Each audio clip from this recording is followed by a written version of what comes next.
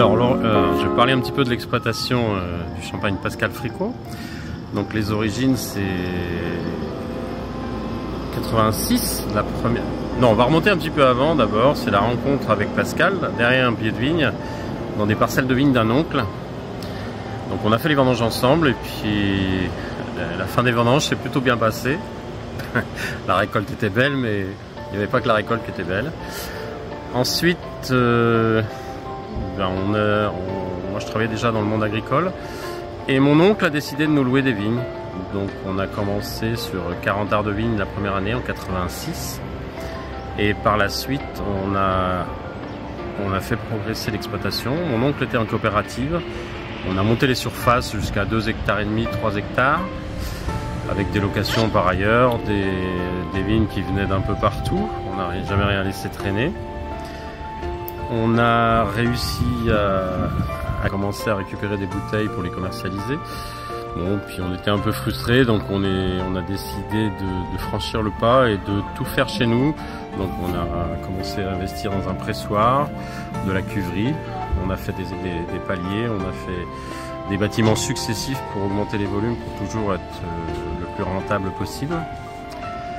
Donc tout ça pour tout vinifier chez nous.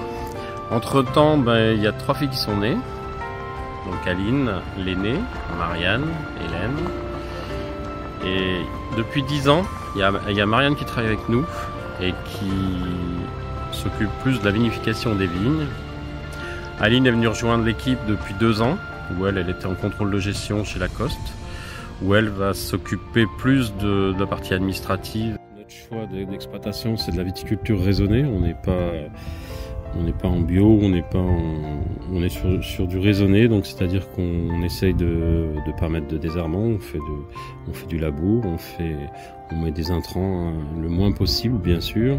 On se rend compte que dans les sols on a une belle vie microbienne, on a une belle végétation, on a différentes tailles qui nous permettent de faire des choses complètement différentes, des moments de récolte différents, 3 tailles différentes, le cordon qui a une taille assez complexe, le chablis aussi qui sont des tailles assez élaborées, et puis le guyot qui est une taille un petit peu plus simple mais qui est assez intéressante aussi. Quand elle est bien pratiquée, bien palissée, on arrive à des bons résultats. Donc notre commercialisation, c'est sur 6 cuvées.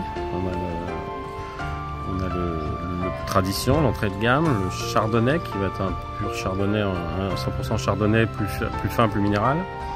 Après on a un pinot noir qui va être plus fruité, plus gourmand. On a une réserve qui est lui plus évolué, plus complexe. On a un rosé aussi qui est assez atypique, très coloré. On a le M de Marianne qui est encore plus vieux, qui correspond plus à un millésime même si c'en est pas un.